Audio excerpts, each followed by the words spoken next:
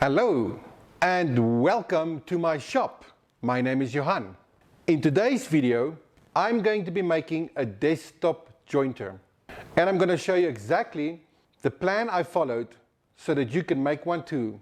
I'm going to be using this planer to put inside the jointer. I've made it a habit to ask people that I know if they have any power tools or any pieces of equipment or anything that's broken or faulty or problematic and they don't want it anymore, that they must please keep me in mind. This allows me to get my hands on stuff for a very, very cheap price, often for free, like in this case. So this planer was discarded. When I got it, the power cord was cut off here, like this. So I had no idea what condition it was in. So I opened it up, I temporarily wired a cable in there, switched it on, and the motor still worked. The bearings sounded like they desperately needed replacement. I cleaned the entire casing out on the inside, cleaned everything out, replaced the bearings, replaced the cutter blades on it, and it works. Since I already have another handheld planer, which is fairly new, I thought to myself this would be a great planer to use for making a desktop jointer. I'm going to rest this upside down. To do that, I have to cut out wood that will fit snugly around here. So this part will rest on a piece of wood that goes around here. So the first thing I did was, using paper, I created a template that you can see that fits around there.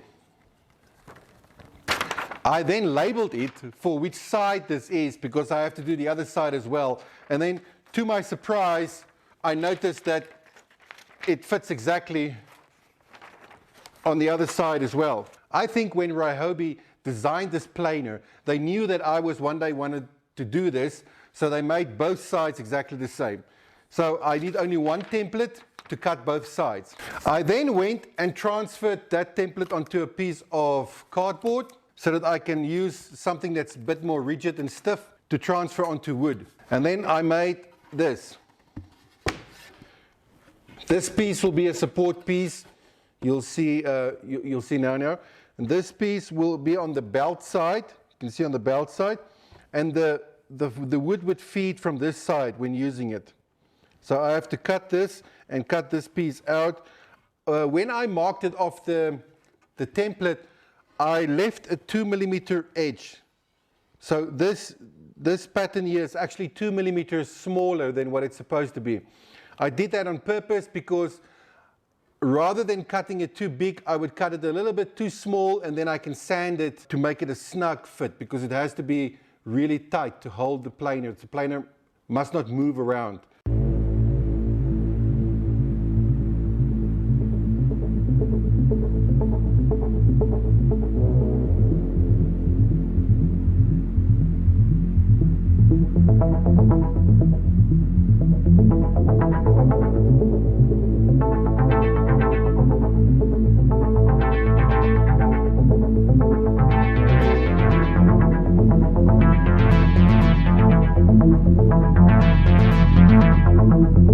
Hopefully this will fit around here perfectly. Oh, look at that. Look at that. That is beautiful. That's exactly what I wanted. Ha!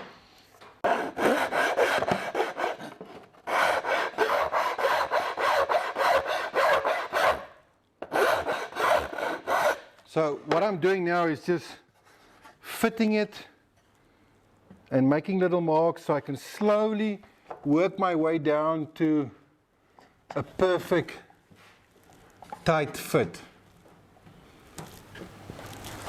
Just a little bit at a time. Okay, so I'm having a coffee break and I noticed something interesting. Probably shouldn't slurp while I'm recording. Have you ever had that situation where you think you are recording, but you're not recording? Okay, so that just happened. So there's a little bit of footage missing. So let me quickly catch you up. I've gotten these pieces to support the wood on the bottom side.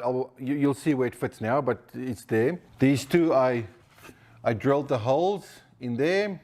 Okay, you can see there. Drilled the holes there, and I made this piece. All right, and I went ahead and made this piece with also the holes drilled there. Where did I put it? Oh. Let me just come closer.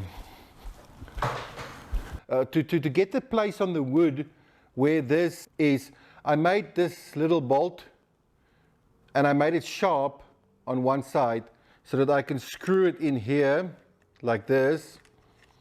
Then I could just hold it in place and press the wood against it, and it made an indent, and that's where I knew where to drill. While I'm having my coffee, I just want to say something which I never in my wildest dreams anticipated is somebody who watches my channel bought me this coffee mug and sent it to me with a little plier on the side. And I love this. I really do love this. And I just want to say thank you very much. I really do appreciate it. It's really, really kind. Thank you very much.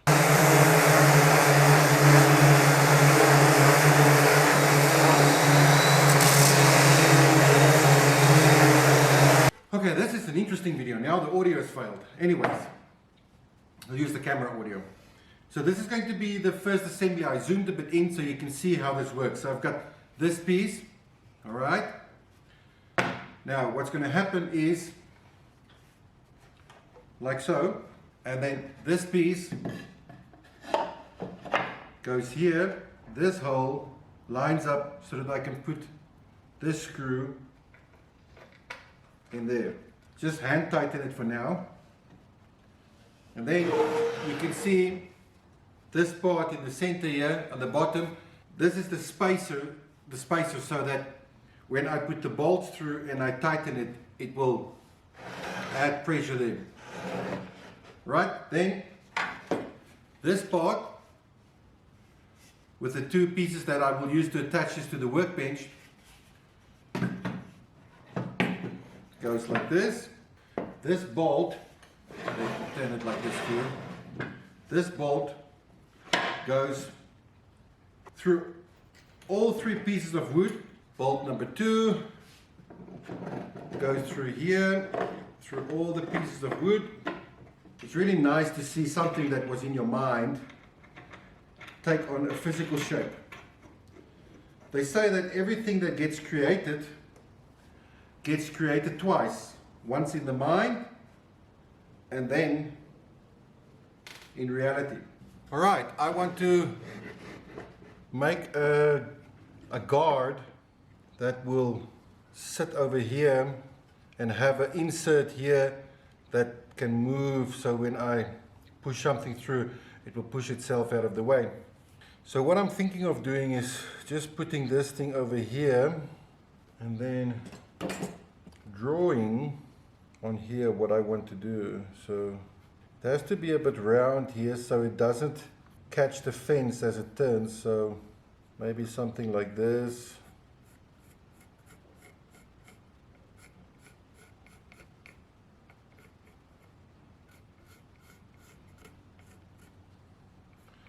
Something like this, and then make sure I get the width of the blade, and then from here taper it in a little bit and then leave a little bit here so that I can attach some kind of spring or band or something that will be like a recoil mechanism, something like that. I mounted the top faceplate in the position and tightened the screws so it stays in position. Now I'm going to drill the holes through this so that I know where to drill the holes for the inserts.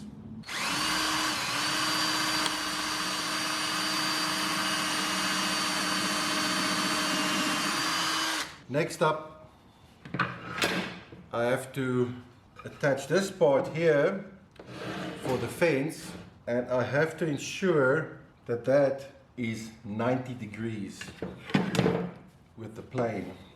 I attached the back fence.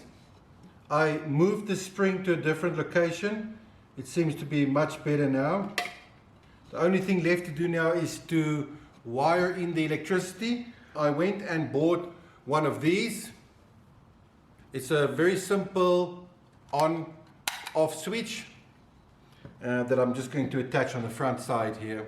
So what I'm going to do is I'm going to put it more or less here. This makes me very excited.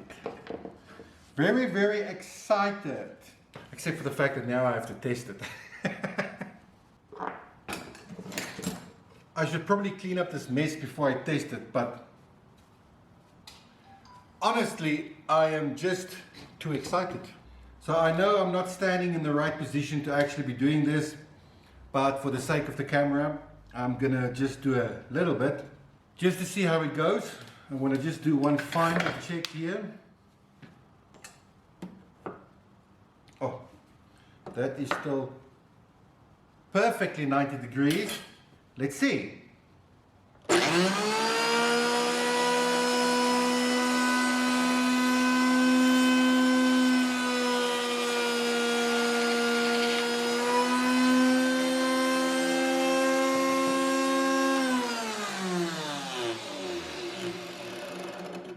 Okay, so it's working. It seems like I might have to adjust the blades because I did change them, but it's working. Also, you can see it's moving on the desk. So this is what these two things are for. It's for clamping it to the desk so that I do not have that moving from the rotation of the machine. And I have not decided yet if I'm going to paint it. I am still thinking about it. So this is my desktop jointer. It came out really nice, especially since it's the first time I tried to build something like this. There is something you can do that will help me to make more things like this, and it won't cost you 1 cent. All you have to do is click the subscribe button, and if you want to be notified of any new videos I put out, then put the bell on. If you found this helpful, please leave me a comment. Please feel free to share it to somebody. If you know a friend or somebody who wants to build one of these, then please feel free to share. I really appreciate you taking the time watching this. Until my next project, remember to always make your best life.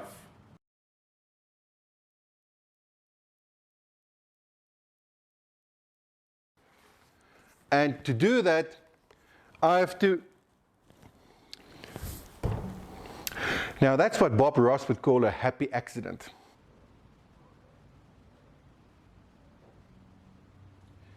Look inside my project and just freeze and not say a word. That's exactly what I wanted to do.